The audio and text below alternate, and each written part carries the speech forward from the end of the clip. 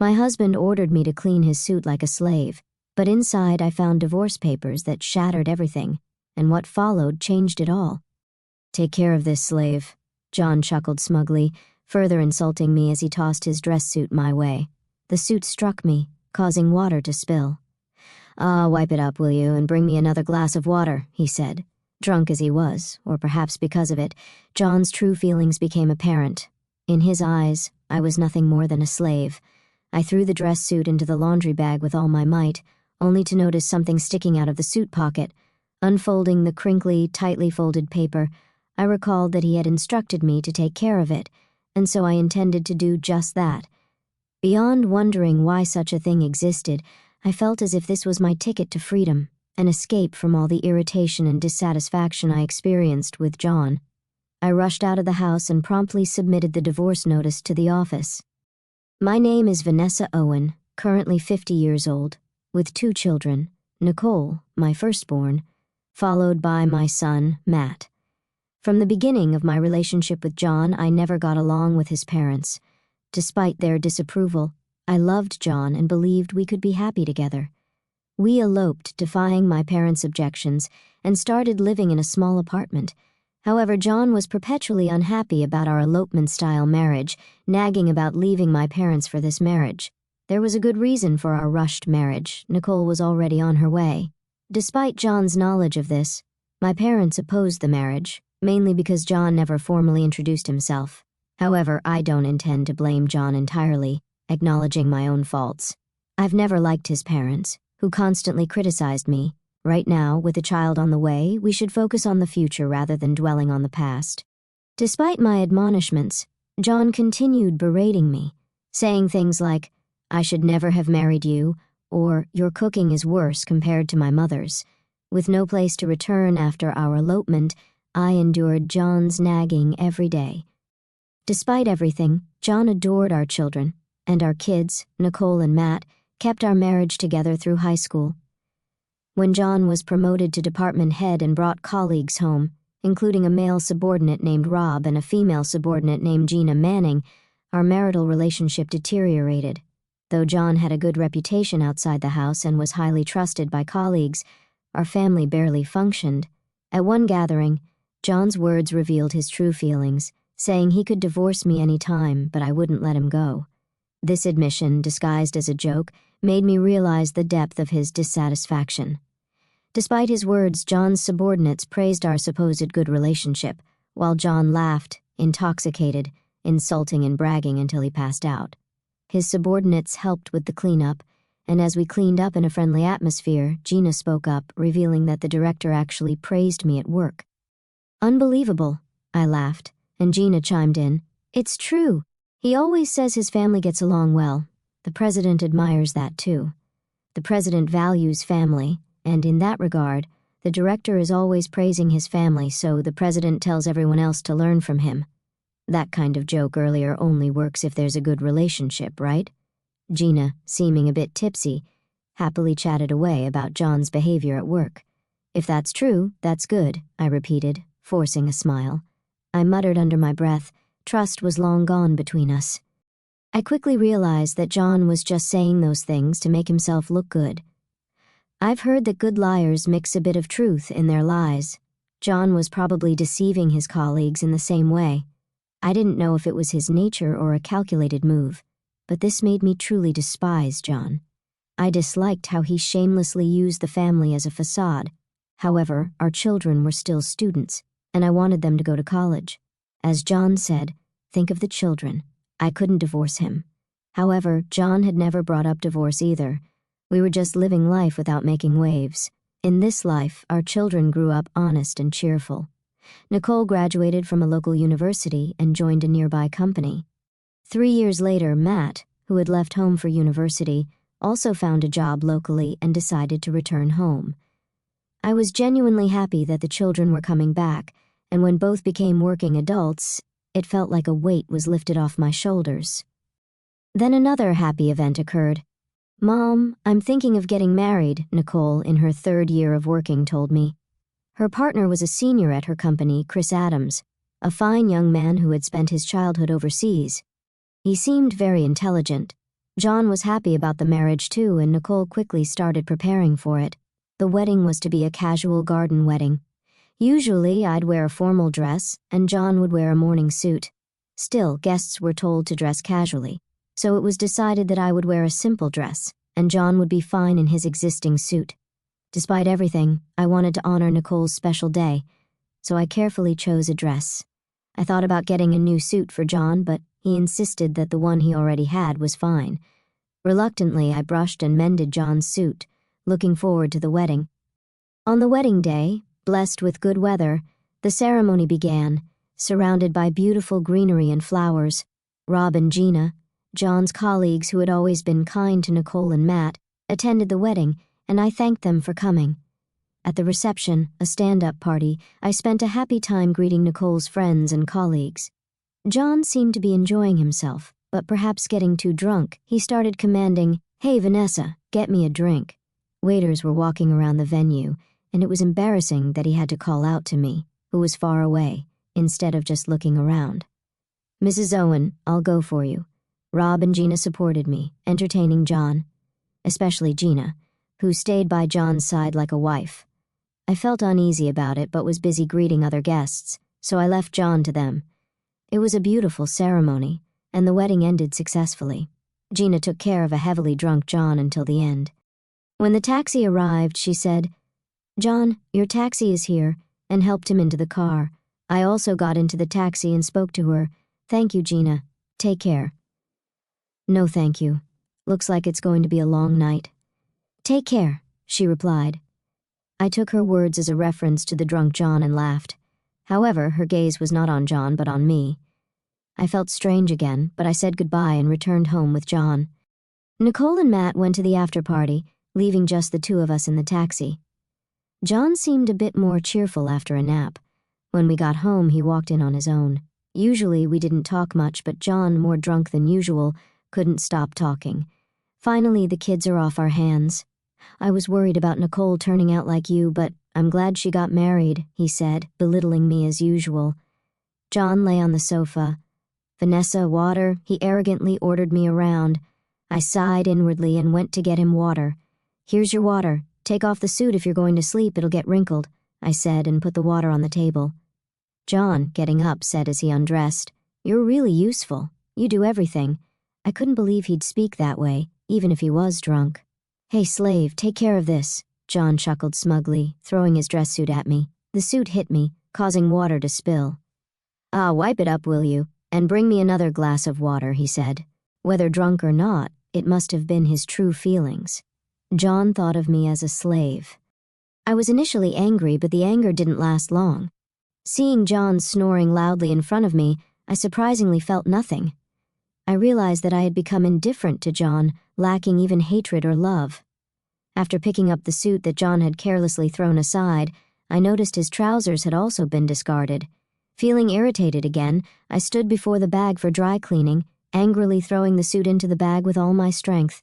That's when I noticed something sticking out of the suit's pocket. "What?" I muttered to myself, surprised, and pulled it out.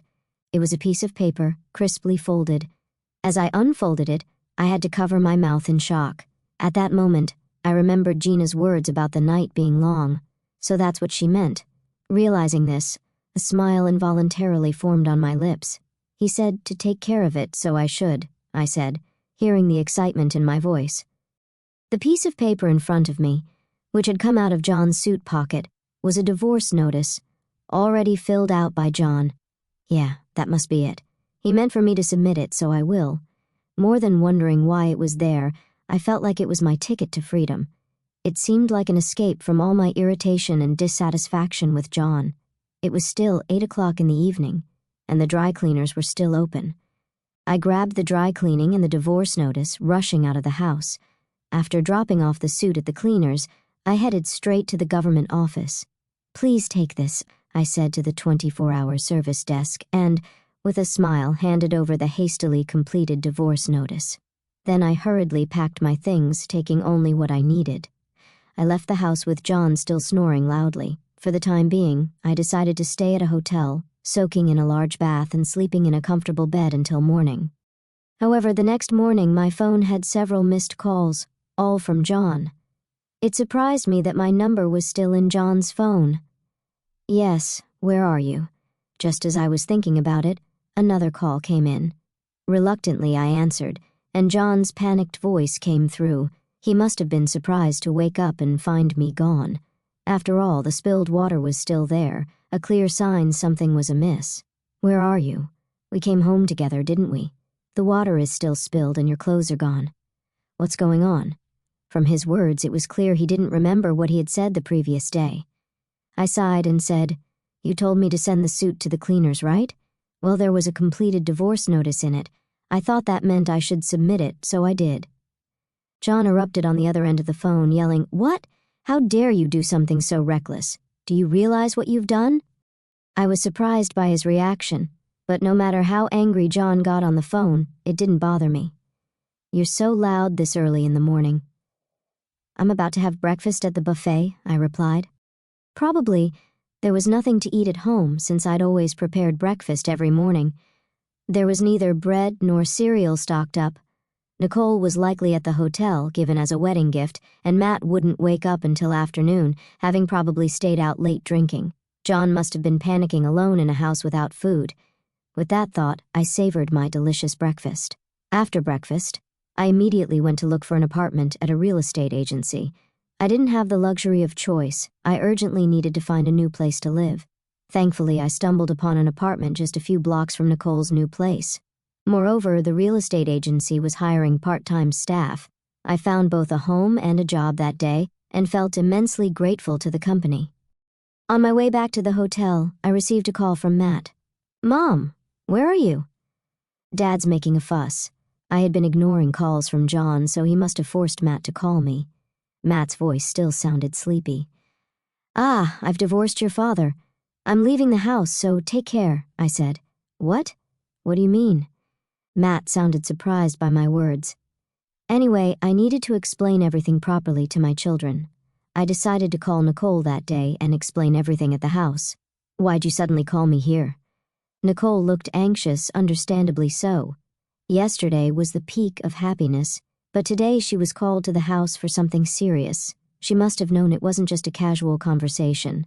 I felt sorry for her, but my parenting days were over. Being a parent is forever, but I want to live as a person, not as anyone's slave. I shouldn't feel ashamed for this. Even though I thought this, I couldn't shake off the guilt toward my children. A sudden divorce? What do you mean, divorce? Both of them questioned me simultaneously, and even John, taking advantage of the situation, joined in. That can't be true, right? Convince her. Despite being the root cause of the issue, John played the victim. It was turning into a 3-against-1 situation. I wanted the children to understand that this divorce wasn't just my whim. All I did was submit the divorce papers that your father had already filled out. Why am I being treated like the villain when it was your father who had prepared them in the first place? Hearing this, Nicole and Matt turned their gazes to John. Caught off guard, John frantically searched for an excuse. A villain? Come on, that was just a joke, right? Who would actually submit that? A joke? Do you have any idea how much that joke has worn me down? John flinched at my loud voice. Nicole and Matt clammed up, exchanging looks. Besides, for a joke, it was too well prepared, don't you think? To me, it looked like something prepared to convince someone. John turned red and argued back, spitting out his words. His panicked state made the children realize something was amiss. I couldn't help but burst into laughter at John's behavior. No need to get so worked up. It's like you're admitting it's true. You set me up, John shouted. You're the one who got angry at my deduction. Listening to our conversation, Nicole cautiously asked a question. What do you mean? I decided it was time to tell them everything. Well, you're not children anymore, so I have to tell you. Your father and Gina are having an affair. What are you talking about? John turned pale and stood up. Nicole and Matt looked shocked at first, but then directed looks of contempt at John. I found it strange she used to call him director, but recently it's been John, and her words about our happy family felt insincere. That can't be. While she said she invited us, it felt like she was mocking us. A woman's intuition is often right. John was sweating unnaturally, unable to make any excuses. His behavior only confirmed my suspicions. While it was a shock, It was more about betrayal than lost love, which allowed me to keep my composure. But what really kept me sane was my role as a mother. To think she was invited to the wedding. "I'm sorry, Mom," Nicole started crying.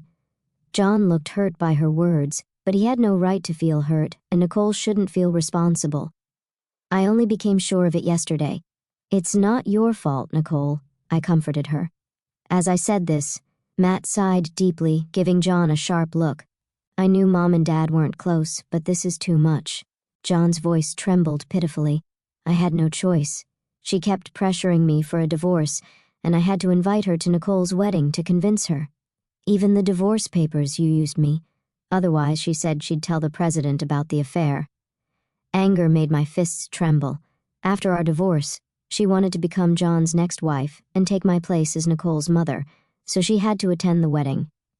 That's why he reluctantly invited her, planning to initiate the divorce afterward, showing her the completed divorce notice as proof. "I never intended to really divorce you. It's true," John said. "Sure, you never intended to let go of your slave, did you? What are you saying?" "I never thought of you that way," John desperately pleaded, but Matt interjected. "But Dad, you always said it would be easy to marry a woman who obeyed everything like Mom does. You always belittled Mom, but never divorced her because you thought it was convenient for you." I stood up. "Is there any reason I should stay married to this man?" Nicole and Matt shook their heads firmly. "Mom, you deserve to be free." "That's right, and you'll always be our mom, even if Dad becomes a stranger." Nicole wiped her tears and smiled through her sniffles. After that, we left the house. Matt, not wanting to stay with John, decided to move into my apartment. The divorce papers were already submitted. We still had to sort out the property division, but I was relieved to distance myself from John. A month later, one of John's subordinates, Rob, visited the real estate agency where I started working. "Huh, aren't you Director Owen's wife?" "Rob, thank you for coming to Nicole's wedding the other day. What brings you here today?" "Actually, I broke up with my girlfriend and thought about a fresh start. Maybe moving to a new house," Rob smiled awkwardly as he sat down in front of me. "Oh, I see. I had heard about Rob's girlfriend a few times. He seemed to care for her deeply, but it must not have worked out." Wanting to cheer him up, I responded with a smile. "We found a suitable place, but since it was lunchtime and the person in charge of viewings was out, we scheduled a viewing for another day. By the way, when did you start working here? The director didn't mention anything about it." "No, really, we got divorced." "What? But last week at the dinner with the president, John was talking about planning a family trip." Rob was shocked, and so was I. John was still spreading such nonsense. He would undoubtedly continue using the family to get closer to the president if I stayed silent.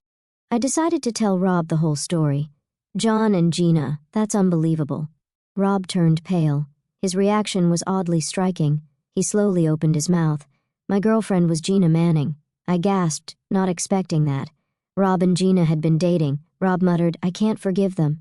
I silently watched him. "Mrs. Owen, I can't forgive the two of them. I'll inform the president." His determined gaze met my nod of agreement. I felt the same way. I refused to be manipulated by John any longer. Rob left the shop, saying he'd come back for the viewing another time. He had my contact information from Nicole's wedding. I was sure he would contact me eventually.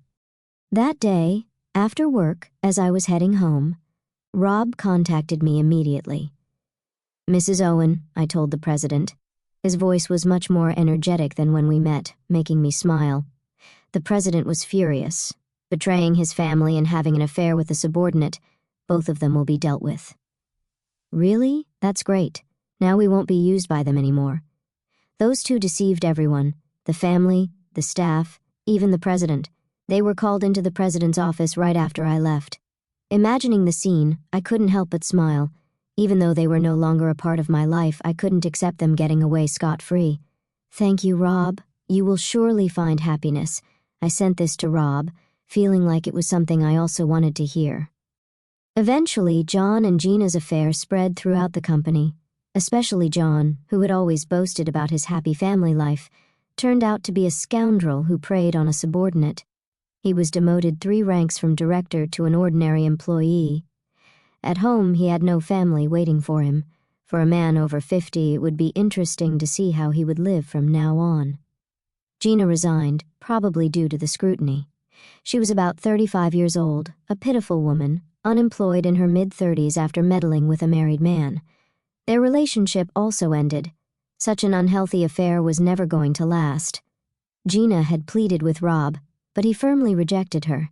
Feeling relieved, his reaction made me feel relieved too. Afterward, I continued to live peacefully with Matt in our apartment. 2 years later, Matt told me he was getting married. Just when I thought I'd be alone, he said, "Mom, let's live together. Now I'm looking forward to the birth of my grandchild, living with Matt and his wife." Nicole is also doing well as a mother of one. The fact that our family keeps growing brings me joy. I reached out to my elderly parents, whom I hadn't spoken to in a while, and told them about the divorce. They said, "Bring the kids over sometime," and I felt endlessly sorry and grateful to them. I plan to make up for my past mistakes by being filial to my parents and continue to be a reliable mother, always there to help my children.